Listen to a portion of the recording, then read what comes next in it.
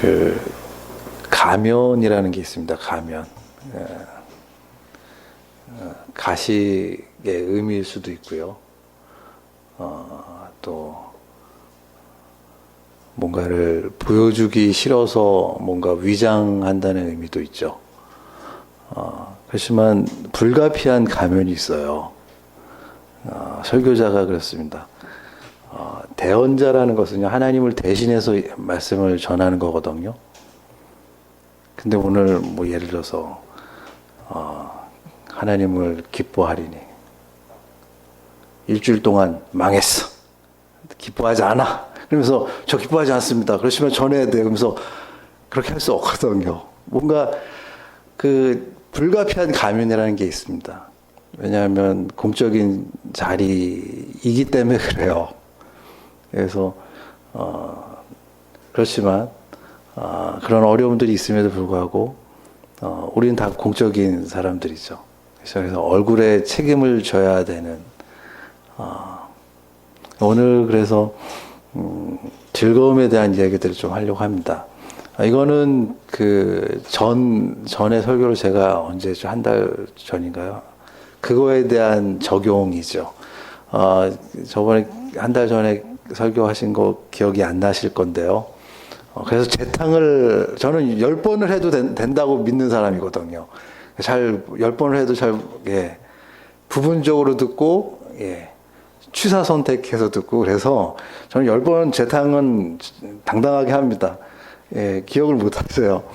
지난 시간에 어디까지 얘기했냐면요. 우리가 무엇을 자랑할 것인가에 대한 이야기들을 했습니다. 자랑이라는 게 참 묘해요. 자랑을 하려고 하고 싶은 사람은요, 이제 기대하는 게 있죠. 내가 여태까지 나의 생애 집착과 열정과 어떤, 난 코스에도 불구하고 나의 성실에 대한 일종의 다른 사람들의 격려와 칭찬을 기대하면서 자랑을 하지만, 다 내 마음 같지 않아요, 사람들이. 질투와, 그렇죠? 시기와 이런 것들이 옵니다.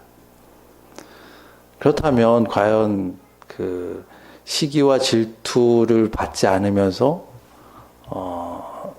소망을 줄 수 있는 자랑이 뭐냐, 이거에 대해서 이야기를 했죠. 다른 말로 얘기하면 어떻게 수치와 나의 어떤 약함 속에서 어떻게 자랑할 수 있는가, 그렇죠? 그러니까 수치가 어떻게 자랑이 될 수 있는가에 대한 이야기들을 했습니다. 그러니까 내가 자랑을 하지만 그것이 질투와 투서에 가까운, 그렇죠? 뭔가 시기를 받지 않으면서 뭔가 사람들에게 뭔가 소망을 일구어낼 수 있는 그러한 형태의 자랑이죠. 그러니까 여러분, 저희가 뭘 자랑하는지, 내가 무엇을 여태까지 자랑하고 싶었는지를 한번 생각을 해보세요. 그것이 사도 바울이 얘기했던 주 안에서 자랑하라라고 하는 그 메시지와 부합하고 있는지, 그게 부합한다면요, 분명히 나의 수치가 드러날 수밖에 없습니다. 여러분들, 나의 그 숨기고 싶은, 그래서 굉장히 많은 자기방어 기제를 사용하고 있는 부분들 분명히 있을 거예요, 그렇죠? 근데 그게 자랑이 되지 못한다면 뭔가 살아계신 예수님에 대한 살아있는 경험들, 그리고 그 경험들이 단회적으로 끝나지 않고 그것이 반복적으로 우리의 삶 속에서 뭔가 견인해 가지 않는다면, 그렇죠? 여전히 우리는 우리의 것을 자랑하고 있는지도 몰라요. 우리의 것을 자랑하고 있으면요, 거의 대부분 질투 내지는 시기 내지는, 그렇죠? 침묵에 가까운, 그렇죠? 그래서 그것에 대한 적용이죠. 왜냐하면 저희는요, 하나님으로 기뻐한다, 하나님과 동행한다, 뭐 이런 개념들이요, 굉장히 추상적이에요. 그죠? 이게 뭐야, 감이 없어. 일단 그 실체가 뭔가 우리 안에 딱 있어야, 그죠? 뭔가 그거에 언어를 붙이면서 설명을 할 텐데 그게 없어요. 그 자체가 없어요. 그 상이 없는 거예요. 그냥 막 그 그 구름 잡는 소리 같고 뜬구름 같은 소리 하는 거죠. 그래서 조금은 모델이 필요합니다. 그래서 제 개인적인 이야기들을 하게 하려고 합니다. 그렇지만 여러분, 그 간증이라는 게 그렇습니다. 간증이라고 하는 것은 장점이 있고 단점이 있어요.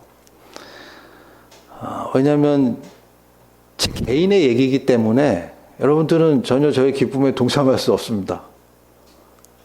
그렇죠? 잠언에 그 얘기가 있어요. 그렇죠? 너의 슬픔을 어떤 누구도 공유할 수 없다. 그렇죠? 공유할 수 없으니까 저의 간증은 헛될 수 있죠. 여러분들에게는 헛될 수 있어요. 그렇지만 공유될 수 있는 기쁨에 대해서도 성경은 이야기하고 있습니다. 그렇죠? 저희 간증을 통해서, 그 간증을 통해서 하나님이 누구인지, 또 그 간증을 통해서 뭔가 성경의 진리들을 이끌어낼 수만 있다면, 그렇죠? 뭔가 공유될 수 있는 기쁨이 있는 것이죠. 그래서 거기까지 좀 이야기를 하려고 합니다. 지금 이제 거의 지금 막 제 설교 어디서 끝날지 몰라요. 그러니까 시간 되면 딱 끝나겠습니다. 결론을 못 지을 수도 있어요. 그렇지만 아무튼 오늘의 테마는 하나님으로 인한 기쁨. 오늘 그 공유된 기쁨을 오늘 본문이 설명하고 있잖아요. 그렇죠? 내가 여호와를 기뻐하리니 곤고한 자가 이를 듣고 기뻐한다. 그래서 뭔가 그 기쁨이 그 독점할 수 있는 기쁨으로부터 시작하지만 그것이 뭔가 공유될 수 있다라는 것이에요. 그렇죠? 내가 만난 하나님을 설명하면서 또 설명이 안 되더라도 그 표정을 통해서 뭔가 공유될 수 있는, 그렇죠? 그런 기쁨이 분명히 있다라는 것입니다. 어디서부터 할까요? 제 자랑이니까 또 제 수치가 드러나는 거겠죠. 그렇죠? 그래서 사춘기 때로 거슬러 가겠습니다. 신앙에도요, 신앙의 성장함에 따라 신앙의 고민도 조금씩 달라져요. 처음에는요, 죄의 문제로 이제 고민을 하는 사람도 있고요. 그 다음에 교회를 왜 가야 되는지에 대한 막연한 하나님에 대한 반항심으로부터 고민을 하는 사람도 있죠. 그건 조금씩 달라요. 근데 최소한 저 같은 경우는 죄의 문제로 고민을 했습니다. 지금이야 인터넷이 발달했지만요, 저희 때는 그 인터넷이 없었어요. 그냥 비디오예요. 얼마나 사춘기 때 그 여자의 이성의 호기심이 많습니까? 비디오가 이렇게 주변에 이렇게 돌아다녀요. 막 친구들이 야, 내가 오늘은 내 차례야. 그래요. 보니까 야한 비디오인 거예요. 그걸요, 그때는 귀했어요. 보자기 사가지고 돌아가면서 이제, 야, 나도 빌려줘, 나도 빌려서 한참을 기다렸다가 이제 제 차례가 왔어요. 두근두근. 그냥 부모님이 자는지 안 자는지, 새벽 1시에 주무시는 거예요. 1시까지 기다려요. 봅니다. 근데 갑자기 보는 순간, 죄책감이 드는 거예요. 야, 전도사님의 말씀이 막 환청처럼 들리는 거예요. 5분도 못 보고 빼가지고요. 그때는 이제 기와집 있잖아요. 기와집. 저희가 이제 기와 던졌어요. 던지니까 막 새벽에 개가 막 그러는 거예요. 어쩌려까 저러지. 자려고 하는데 또 이 사춘기 다시 새벽에 일어났어요. 그래서 기와 지붕으로 담치기를 하는 거예요. 여러분들 이때는요, 상상력을 동원하셔야 돼요. 여러분 그 기와 아신가 모르겠는데 목숨을 건 담시기를 하는 겁니다. 그리고 그 던진 거를요 다시 주워가요. 다시 봅니다. 몇 시에요? 새벽에요. 그럼 이제 오래 보지도 못해요. 또 하나님이 또 전도사님의 그 설교 메시지가 환청처럼 들려요. 그러면 또 빼요. 이번에는요, 그게 이제 보통 이제 한 이틀, 3일 이제 1인당 그렇게 빌릴 수 있거든요. 왜냐하면 친구들이 기다릴 친구들이 많아서. 근데 도저히 안 되겠더라고요. 이틀째 되는 날 테이프를 찢었습니다. 쫙 찢었어요. 그리고 던졌어요. 던지니까 또 걔가 멍멍멍 짖어요. 어떻게 했을까요? 그 다음에 잤을까요? 아니요. 또 새벽에 또 일어나가지고 그 테이프 찢어져요. 어떻게 해요? 테이프를 자릅니다. 늘어진 데를 잘라요. 그리고 테이프를 이어요. 여러분, 제가 뭘 얘기하려고 하시냐면요. 죄라는 게 그래요. 죄책감이 계속 되는 거예요. 여러분. 그러니까 회개를 하죠. 그 회개하면서도요. 하나님께 막 회개하면서도 그래요. 아, 나 이거 또 지을 수도 있는데, 이 죄를. 그러니까요. 하나님께 돌아가는 회개가 이루어지지 않고요. 계속 내 죄에 매몰되는 회개가 반복이 되는 거예요. 거의 호러 영화예요. 그러니까 하나님의 사랑을 충분히 믿지 않고 하나님을 믿는 것은요, 거의 호러 영화입니다. 제 그때의 그거를 누군가가 제 3자의 앵글로 딱 봤을 때는요, 거의 미친놈인 거예요. 이해 가십니까? 우리가 그런 회개를 계속 반복하는 거죠.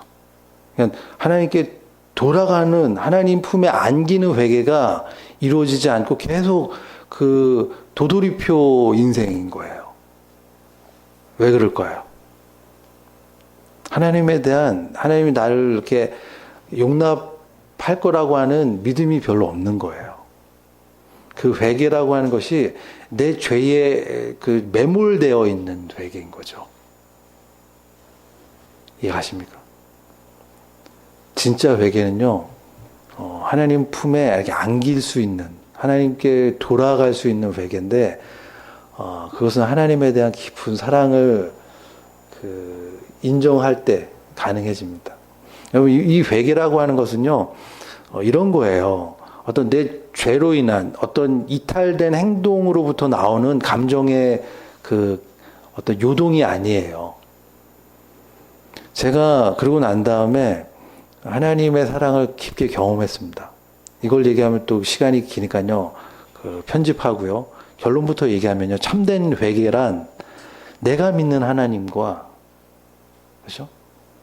성경이 얘기하는 참되고 사신 하나님과 정확하게 일치하지 않음을 어느 순간 딱 인식할 때에 그 하나님께 대한 죄송한 마음, 이거예요. 통곡하는 것입니다. 그러니까 내가 하나님의 사랑은 이것일 거야 라고 생각했던 그 하나님보다 더 큰 하나님을 뭔가 맞닥뜨려졌을 때에 내가 믿었던 하나님과 그 성경에서 얘기하고 있는 하나님과 뭔가 불일치한 것들을 내가 어느 순간 어떤 사건을 통해서 어떤 계기를 통해서 직면했을 때에 아, 내가 하나님을 오해했구나 라고 하는 그 깨달음과 동시에 마주대할 수밖에 없는 통곡이에요. 여러분, 그때에 하나님께 돌아갈 수 있는 것입니다. 여러분, 이거 엄청난 경험이에요. 우리가 죄를 진 것을 생각으로 짓고 말로 짓고 무의식으로 지었던 모든 죄를 지을 때마다 벽돌 한 개를 얻는다고 생각해 보세요. 만리장성에 한 수천 개는, 그죠? 지구를 그죠? 한 몇천 번 둘러 감았을 거예요. 엄청난 거죠, 그죠? 그게 저인 것입니다. 그죠? 근데 우리가 하나님 안에 있는 거예요. 엄청난 경험이죠. 닮아야 놀자를 보셨습니까? 스님이 고민이 깊은 거예요. 깨진 항아리에 물을 어떻게 채울 수 있을까? 여러분, 깨진 항아리에 어떻게 물을 채울 수 있습니까? 그 주인공이요, 시간이 지났는데 막 깨진 항아리에 막 손을 얹고 신발을 끼워 넣고 물을 붓는데 그 깨진 항아리에 물을 채울 수가 있을까요? 없죠. 약속된 시간이 다 잤습니다. 막 급한 마음에 그 깨진 항아리를 들고 막 뛰어갔어요. 뭔가 섬광처럼 스쳐 지나가는 아이디어가 떠오른 거죠. 닮아야 놀자를 아십니까? 영화 못 보셨죠? 그리고 결국에는 그 깨진 항아리를 그 연못에 던집니다. 연못에 던지니까 어때요? 항아리가 물이 차오르면서 물이 찬 거예요. 그래서 스님이 깨진 항아리가 물이 찼네. 여러분, 깨진 항아리에 물을 하나님의 은혜를 주셨지만 우리는 깨졌어요. 그러니까 하나님이 그냥 그 깨진 항아리를 하나님의 마음속에 그냥 던져버린 거예요. 근데 여전히 우리는요, 그 하나님의 사랑을 믿지 못합니다. 제가 이렇게 설교하니까요, 어떤 집사님이요, 물어요. 어떻게 묻냐면요, 목사님, 그 사랑을 어떻게 깨달아야 돼? 어떻게 그러면 받아야 되죠? 이 집사님 답답한 소리 하시네. 그냥 믿으라고요. 그냥 믿으면 된다고요. 그냥 받아들이면 되는 거예요. 뭐 거기에 또 덧붙일 게 없다고요. 이해가 가십니까? 그냥 받아들이면 되는 거예요. 그냥 아멘 하면요 되는 건데요. 그게 쉽지가 않아요. 그렇죠? 하나님의 사랑은 뭘 하는 게 아니라 그냥 받아들이는 거. 그 사랑을요 받아들이는 것이죠. 그게 어려운 거예요. 깨달음 있기를 바랍니다. 하나님의 사랑이 그런 거예요. 여러분, 예수님이 왜 죽으셨습니까? 십자가에 못 박혀 죽었나요? 그게 아니에요. 여러분, 예수님은요 죄가 없기 때문에 제가 그거를 늘 얘기를 합니다. 예수님은요 죄가 없기 때문에 죄의 삭은 사망인 거예요. 죄가 있을 때에 사망이 존재합니다. 그러니까 엄밀한 얘기로 예수님은 죄가 없어요. 근데 예수님 죽었단 말이죠. 여러분 이해 가세요? 죄와 사망은 한 묶음이에요. 근데 예수님은 죄가 없단 말이에요. 그러면요 이상한 논리지만 병장이 칼로 찔러도요 죽으면 안 돼요. 아플 수는 있어요. 왜냐하면 육신의 몸으로 오셨기 때문에.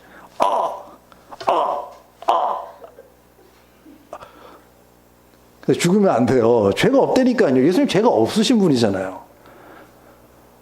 왜 죽었냐? 마태는 그렇게 얘기합니다. 라마 사박다니 하나님 어찌하여 나를 버리셨나이까. 하나님이 버리신 거예요. 그러니까 로마 군정에 의해서 십자가에서 죽었다. 이거는 충분한 예수님의 죽음을 설명하는 것이 아닙니다. 충분한 설명은요. 하나님이 버리신 거예요.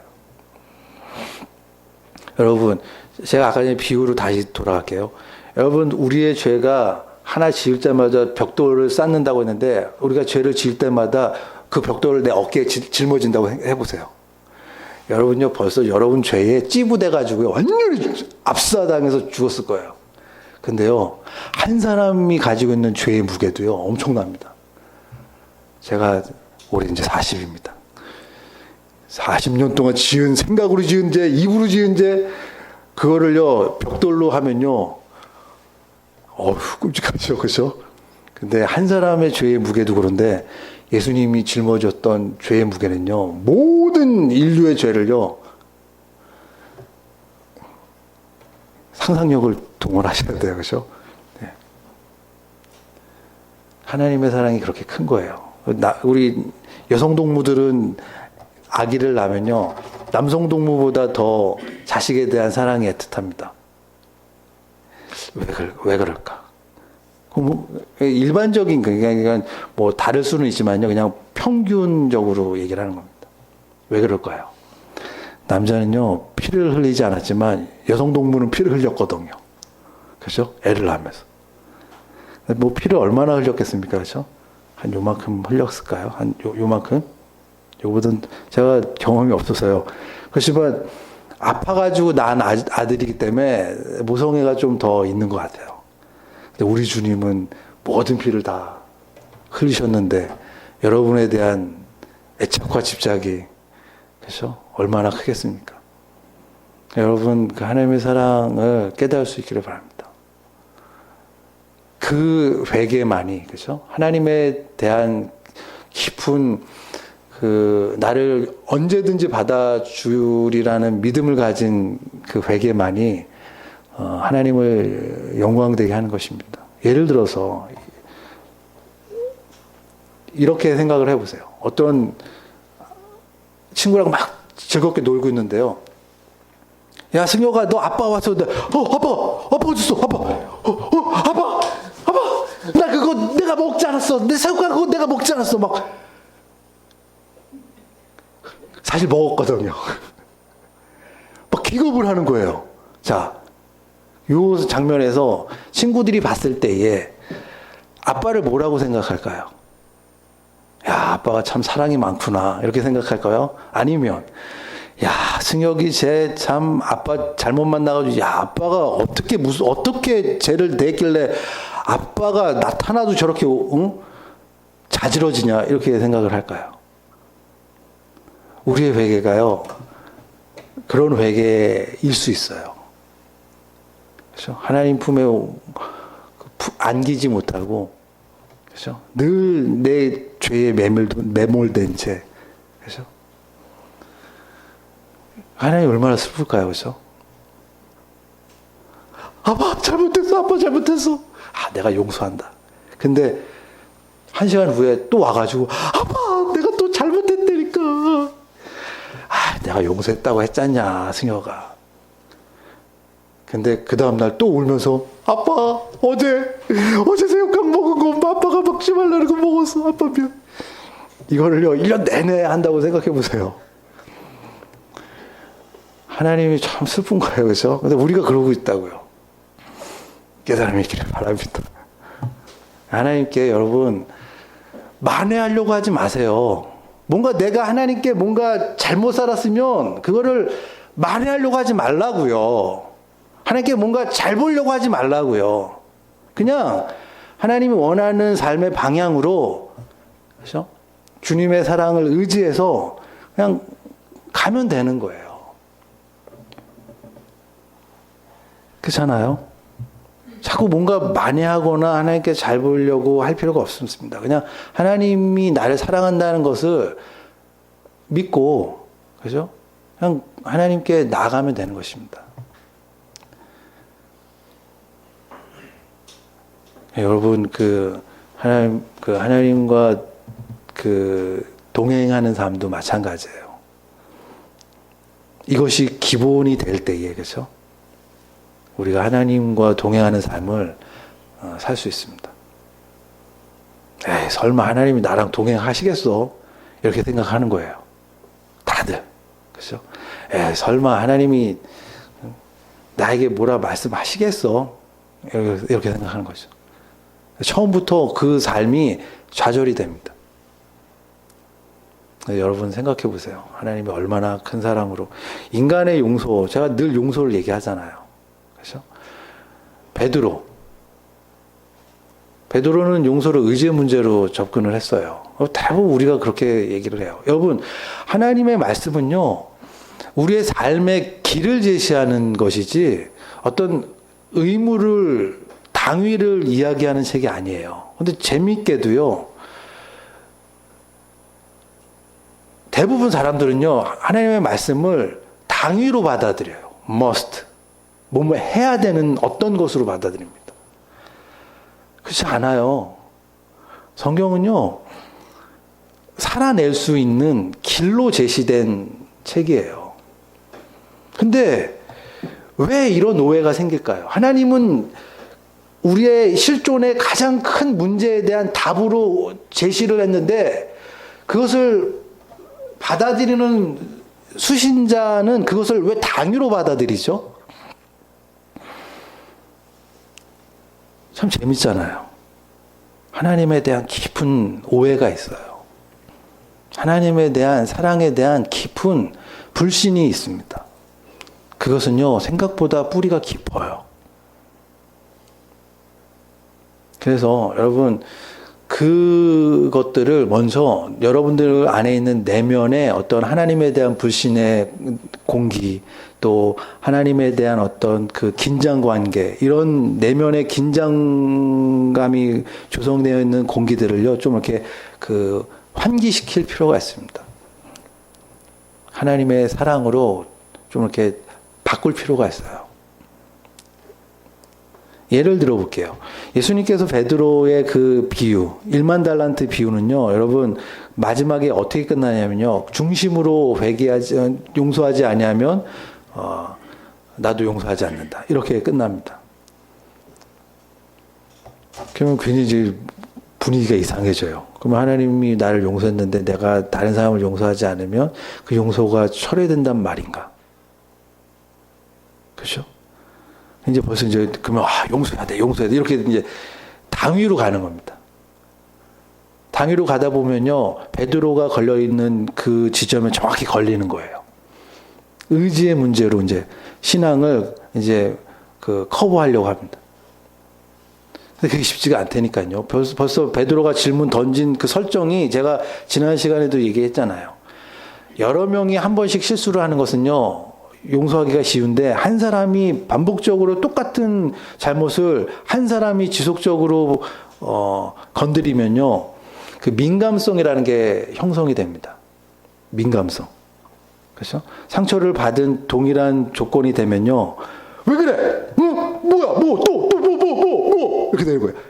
해보셨죠? 우리 같이 해볼까요? 해볼까요?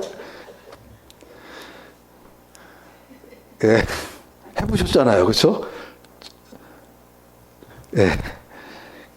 왜 그게 반복이 돼요? 그럼 이제 용서하기가 쉽지가 않습니다. 근데 7번까지라고 했으니까 대단한 거죠. 예수님께서 칭찬하지 않습니다. 인간의 용서는요, 짧게 이제 또 이것도 편집을 해야 되는데, 인간의 용서는 지우개예요. 제가 늘 얘기하지만. 용서를 해줬지만 그 상처가 남아요. 그래서 그 상처가 늘 우리를 건드리지만, 하나님의 사랑은 화이트입니다. 화이트 아시죠? 내가 하나님께 실수를 하면 덮어줘요. 그러면 흔적이 없어요. 흔적이 없기 때문에 내가 다시 하나님이 하얀 여백에 다시 나의 인생을 그릴 수 있어요. 실수를 하거나 또 내가 하나님께 실수하면 또 덮어줘요. 내 죄가 반복되면 반복될수록 내 죄의 흔적은 남지 않고 하나님의 은혜의 두께만 남는 거예요. 얼마나 큰 은혜입니까? 그렇죠? 다시 시작할 수 있는 거예요. 그러니까 용서라고 하는 것은요, 의지의 문제가 아니라니까요. 뭔가 해야만 돼라고 하나님이 딱 선을 긋는 메시지가 아니라, 용서는 어떤 문제냐면 기억의 문제예요. 기억의 문제. 내가 어떠한 존재였다가 예수 그리스도 안에서 어떠한 존재로 내가 하나님께 용납되었는지를 기억해내는 싸움이라고요. 그러니까 용서가 어렵다면 내 의지가 과부하가 걸릴 정도로 계속해서 누르는 게 아니라 그 하나님이 어떠한 사랑인지를 기억해내는 싸움. 그리고 기억할 것이 없다면 그 하나님의 사랑이 무엇인지를 찾아가는 싸움을 해야 되는 것이에요. 그리고 그 사랑이라고 하는 것은 뭔가 엄청난 사랑이 아니라 지금 내가 알고 있는 사랑보다 더 큰 어떤 사랑을 찾아 헤매는 싸움이 아니라 처음 하나님이 주셨던 그 사랑. 그렇지만 내가 그것을 미처 그만큼의 깊이와 넓이로 이해할 수 없었기에 하나님께 돌아갈 수 없었던 그 하나님께는 그것이 슬픔이었고 그것이 나에게는 수치가 되었던 그것을, 그렇죠? 깨닫는 것입니다. 그러므로 여러분, 사랑이라고 하는 개념 하나를 보더라도 여러분, 성경 가지고 책상에서 하나님의 사랑을 깨달을 수 있는 게 아니에요. 사랑이 뭡니까? 사랑은 오래 참는 거예요. 시간의 늘어짐이라는 개념이 수반이 돼요. 그 안에는 여전히 하나님이 나를 사랑해도 불구하고 그 오랜 시간의 늘어짐 속에서의 나의 그 끈덕진 하나님의 사랑을 저항했던 나의 수치와 나의 고집과 그것을 수용하지 못하고 방황했던 나의 그 수많은 사건들이 버무러질 때에, 그렇죠? 어느 순간 그것을 하나님이 너 그거 잘못이야 라고 얘기하지 않고 스스로 깨달아서 하나님 품에 돌아올 수 있을 때까지 기다렸던 그 하나님의 오래 참음을 내 수치와 직면했을 때, 그죠? 그때 하나님께 회개하는 것이에요. 아, 내가 하나님을 오해했구나. 거기서 나오는 눈물은요, 정말 아름답습니다. 사람들이요, 흠모할 만큼 아름다워요. 그게 참된 죄책감이에요. 좀 다르죠, 그죠? 여러분, 하나님의 사랑으로 여러분, 좀 이렇게, 뭐라고 얘기하죠? 좀 새롭게, 그 내면의 공기를 좀 새롭게 정화할 수 있기를 바랍니다. 그럼 어떻게 되냐? 그렇게 질문하지 마시라고요. 그냥 받아들이면 돼. 아멘! 하면 되는 거예요. 아멘! 하면. 그죠? 사실이라고. 주님이 죽어서 우리에게 주신 우리가 포기할 수 없는 우리의 영적인 위치라고요. 그죠? 이 엄청난 이야기들을 했습니다. 깨달음이 있기를 바라요. 그래서 사도 바울이 그랬죠. 모든 것이 가하나 모든 것이 유익하지 않다. 여기에 초점이 뒤에 있죠. 그렇죠? 모든 것이 가하지만 모든 것이 유익하지 않기 때문에 너희는 절제하라. 이거거든요. 근데 이 논리가 어떤 논리냐면 이거예요. A다. 그러나 B다. 그러니까 첫 번째 강조점은 모든 것이 가하다에 있는 거예요. 이해 가세요? 그러면 보세요. 모든 것이 가하다. 그렇지만 모든 것이 유익하지 않기 때문에 만약에 어떤 약한 사람이 술이 하나님이 주신 음식인 줄을 깨달았지만 약한 자가 너 술 먹는 거 보면서 실족한다면 술 먹지 말아라. 이런 적용이거든요. 그럼 그걸 어떻게 할 수 있습니까? 우리 대부분 이 말씀을요, 또 머스트로 받아들여요. 술, 하나님이 주신 최고의 음료인데, 전 개인적으로 맥주 굉장히 좋아하지만 안 먹습니다. 끊었어요. 언제 끊었냐? 신학교 때 끊었어요. 야, 너 신학생인데 왜 그거 먹어? 누가 저 때문에 실족해서 먹지 않습니다. 그럴 수 있는 이유가 뭡니까? 그 앞에예요, 앞에. 모든 것이 가하다는 경험. 여러분, 모든 것이 가하다는 루터의 얘기를 빌리자면요. 내가 간음을 해도 주님 안에서 간음하는 것이요. 내가 살인해도 주님 안에서 살인하는 것이니. 그 어떤 것도 주님의 사랑에서 나를 끊을 수 없다. 이 엄청난 용서의 경험에서 나오는 거예요. 그것이 우리를 굉장히 강하게 만듭니다. 우리의 방황의 시간을요, 굉장히 줄여줘요.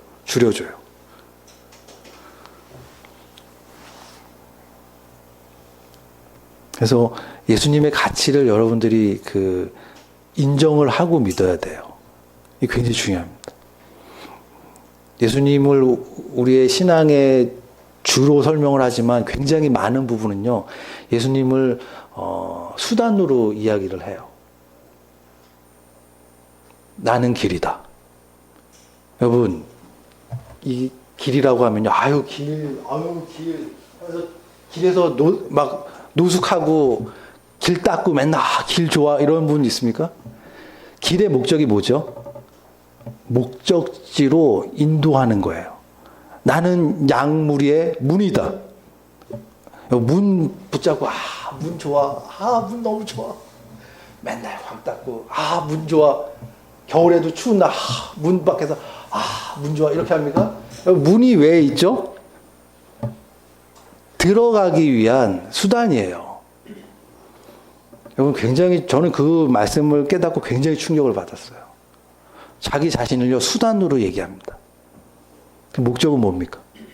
누리는 거죠. 하나님을 이렇게 많이 누릴 수 있기를 바랍니다. 여러분, 이게 계명이에요.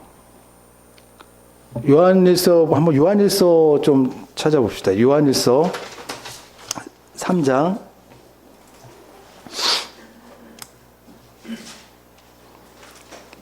결국에는 오늘도 서론만 하다 끝날 것 같습니다. 요한일서 3장 18절입니다.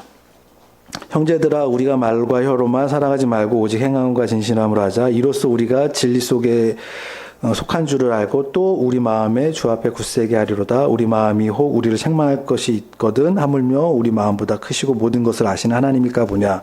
사랑하는 자들아 만일 우리 마음이 우리를 책망할 것이 없으면 하나님 앞에 담대함을 얻고 무엇이든 구하는 것을 그에게 받나니 이는 우리가 그의 계명을 지키고 그 앞에서 기뻐하는 것을 행함이라.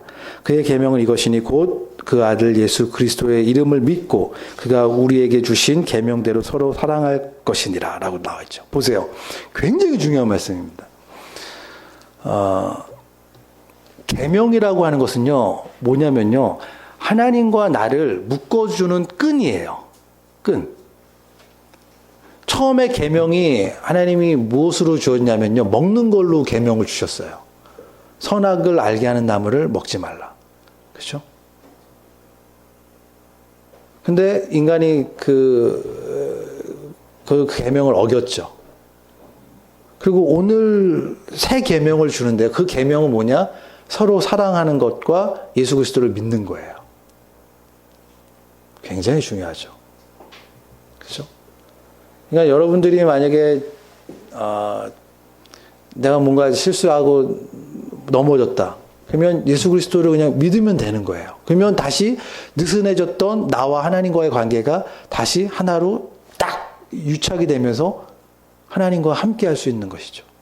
여러분, 하나님과 함께 한다는 것은요, 더 이상 그 존재는, 피조물이 아닌 것이에요. 죽음이 그를 사로잡지 못하는 존재가 되는 것이죠. 그런데 문제는 그 다음입니다. 이로써 19절 보시면 이로써 우리가 진리 속에 거한 줄을 알고 이로써가 뭡니까? 18절에 사랑하는 자들아 우리가 말과 혀로만 사랑하지 말고 오직 행함과 진실함으로 하자. 이것도 이제 당위로 받는 거예요, 여러분. 그렇죠? 아, 그래. 우리가 사랑해야 돼. 근데 그런 맥락이 아니에요, 여러분. 잘 보세요. 이로써 우리가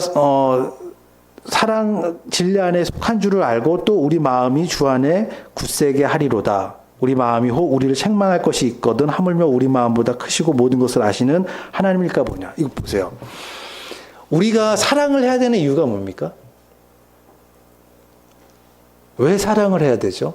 사랑을 하면 훈훈하니까, 사랑을 하니까 뭔가 뭐 이런 이유가 요한일서에 나와 있는 것이 아니에요.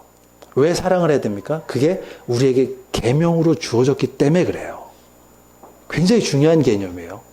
다시요. 계명이 어떤 역할을 한다고 했죠? 하나님과 나를요, 묶어주는 역할을 해요. 그렇죠? 근데 사랑이 왜 중요하냐라고 했을 때 그게 계명으로 주어졌기 때문에 중요해요. 사랑하면 우리가 느끼는 훈훈함과 그러한 그 가치들 때문에 중요한 것이 아니라 그것은 신학적으로 하나님이 계명으로 주었기 때문에 중요한 거예요. 그래서 사랑보다 믿음이 먼저예요. 왜 사랑을 해야 됩니까? 굉장히 이기적인 것 같지만 하나님께 달라붙어 있기 위해서 사랑을 해야 되는 거예요. 굉장히 중요합니다. 우리가 하나님을 충분히 강조하지 않아요. 지금의 이 시대에는요, 하나님이 충분히 강조되지 않기 때문에 사랑인지 인간 애인지 성교인지 인간 사업인지 굉장히 헷갈려요. 그래서 하나님이 충분히 강조되지 않습니다. 왜 우리가 사랑을 해야 됩니까? 그것은요, 하나님께 유착되고 밀착되기 위해서는요, 우리가 사랑해야 돼요. 왜요? 우리가 하나님과 분리됐을 때 목사님 이거 너무 이기적인 거 아닙니까? 그렇지 않아요. 우리가 하나님과 떨어져 있는 상태에서 과연 사랑이라는 게 우리의 자원입니까? 하나님과 결별로 하는 순간 우리는 아무것도, 그렇죠? 그래서 그 계명이, 사랑이라고 하는 것이 계명으로 주어졌기 때문에 우리가 그 사랑을 하는 거예요. 사랑을 하는 방향으로 우리가 방향을 잡는 것입니다. 굉장히 중요해요. 이것은요, 머스트가 아니라 우리가 하나님 안에서 복된 삶을 누릴 수 있는 길입니다. 왜 우리가 권위가 없는 줄 아십니까? 당당함이 없기 때문에 그래요. 여러분, 당당함이라고 하는 것이 얼마나 오늘 본문에 그 얘기가 나옵니다. 하나님의 말씀대로 서로 사랑하면요, 뭐가 생기냐면요, 21절에 사랑하는 자들아, 만일 우리 마음이 우리를 책망할 것이 없으면 하나님 앞에서 담대함을 얻고. 여러분, 예수님의 십자가를 다시 한번 돌아가시죠. 용서받는 사람이 당당할까요? 용서하는 사람이 당당할까요? 여러분 눈에는 예수님이 당당해 보입니까? 아니면 그 밑에서 조롱하고 희덕거리면서 웃는 유대인들이 당당해 보입니까? 우리가 하나님의 말씀대로 살면요, 받는 보상이 뭐냐? 다른 거 아닙니다. 하나님 앞에서의 담대함을 잃어버리지 않습니다. 의연함, 떳떳함. 그죠? 거기서 그 사람의 심령에서 나오는 말은요, 권위가 있어요. 그죠? 여러분, 그래서 저는 누가 저를 해코지 하잖아요? 그러면 승질을 냅니다. 팍 내요. 그리고요, 거기서 그렇게 있으면 안 되잖아요. 그죠? 저도 한성질 하는데. 해가 지기까지 분을 품지 말라고 했습니다. 그래서 그 사람을 용서하죠. 참 힘들어요. 그러면 금방 회복이 됩니다. 왜요? 주님이 먼저니까요. 그렇죠? 주님과 내가, 여러분, 미워하면서 기도가 잘 됩니까? 안 되죠. 그렇죠? 담대함을 잃어버리지 않기를 바랍니다. 하나님 앞에서의 그 의연함, 떳떳함, 이것이 우리의 생명입니다. 그럴 때에 22절에 뭐라 합니까? 무엇이든지 구하는 바를 그에게 받나니 이는 그가 그의 계명을 지키고 그 앞에 기뻐하는 것을 행함이라. 그 계명은 이것이니 곧 그 아들 예수 그리스도의 이름을 믿고, 우리가 그 이름을 믿는 순간 그 느슨해진 하나님과의 관계가 딱 유착이 되면서 하나의 끈으로 우리를 묶어줍니다. 그리고 예수님을 믿는 것뿐만이 아니라 그가 우리에게 주신 계명대로 서로 사랑하는 이것이니라. 굉장히 중요합니다. 그래서 오늘 뭐 다 말씀을 나누지 못했지만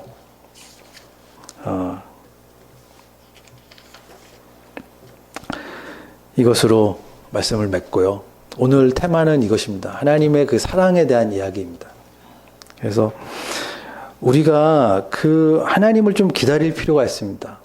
사랑이라는 것도 그렇고요. 능력이라는 것도 그렇고요. 하나님이 인격이시잖아요. 그렇죠? 인격이라고 하는 것은요, 어떤 책을 통해서 알 수 있는 존재가 아니에요. 제가 아까 전에 말씀드렸지만 사랑이라고 하는 그 하나님의 사랑을 깨달을 때에도 굉장히 많은 치열한 요소들이 거기에 들어있는 거예요. 그렇죠? 기다림, 또 나의 수치와 직면하는 그 시간들, 또 나의 오랜 방황, 그럼에도 불구하고 하나님이 나를 기다려 주신 것에 대한 하나님의 그 깊은 오래 참음에 대한 깨달음, 이런 것들이요, 하나님에 대한 사랑이라고 하는 개념을 내 영혼 안에 새기면서 그것이 살아있는, 그렇죠? 뭔가 회색과 같은 개념이 뭔가 칼날을 덧입는 듯한, 그렇죠? 그런 굉장히 다양한 요소들이 있어야 됩니다. 근데 우리는요, 그것을 견디질 못해요. 그리고 바로 책으로 가고 어떤 세미나로 가고, 그렇죠? 왜 그렇습니까? 텐션이 있어요. 텐션을 견디지 못하는 거예요. 그 텐션이 어떤 텐션입니까? 기다림의 텐션이에요.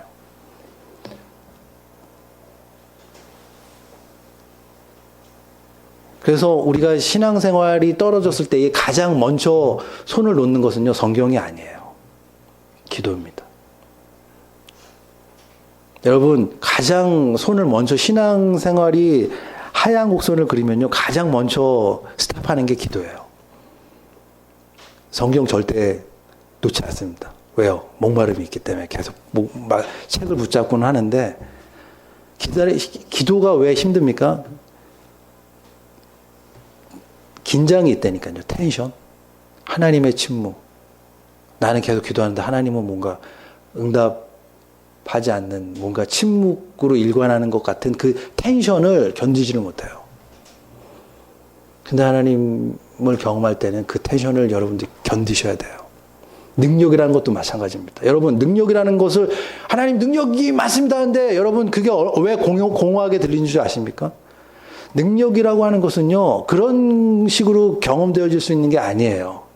하나님의 능력이라고 하는 것은 제가 늘 얘기하지만 전제가 있어요. 그 전제가 뭡니까? 하나님의 능력이 발휘될 수 있는 불가능이라고 하는 그 무대가 필요로 해요. 근데 우리는 그 불가능으로 우리는 들어가지 않아요. 들어가지 않아요. 하나님의 능력을 보여주십시오 하는데 여러분 지금의 UFC 챔피언이 존 존스죠. 존 존스의 펀치력 여러분 경험해 보셨습니까? 펀치력을 경험하려면 요만한 합판대기 가지고 존 존스님이 딱 듣는데 와, 존 존스 대단해. 와, 진짜 합판. 근데 그거를 저도 때리면 합판도 저는 할 수 있을 것 같거든요. 여러분 그거 가지고 존 존슨의 힘을 여러분들은 몰라요. 그럼 어떻게 됩니까? 존 존슨 정도가 그 파워라면 한 이만한 대리석을 딱 놓고 그렇죠? 해머로 해도 안 쪼개지는 것을 존 존스가 딱 와가지고 빡 했는데 그냥 그 대리석이 그냥 두 조각이 났을 때 와, 역시 존 존스 최고 이렇게 되는 거예요. 그 존 존슨의 견줄 만큼의 불가능이 딱 있어야 존 존슨의 펀치력을 우리가 알 수가 있는데 아, 하나님의 능력을 경험케 해주십시오. 하나님이 계속 얘기하는 거예요. 일로 와. 나와 함께 이 불가능의 무대로 와. 주여 능력을 보여주십시오. 그럼 하나님 와. 주여 너가 와야지. 평행선이에요.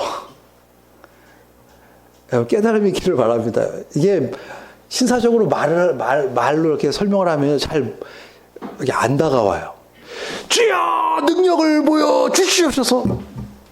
야, 와, 일로 와. 보여줄게. 무서운 거예요. 주여 여기서 보여주시오.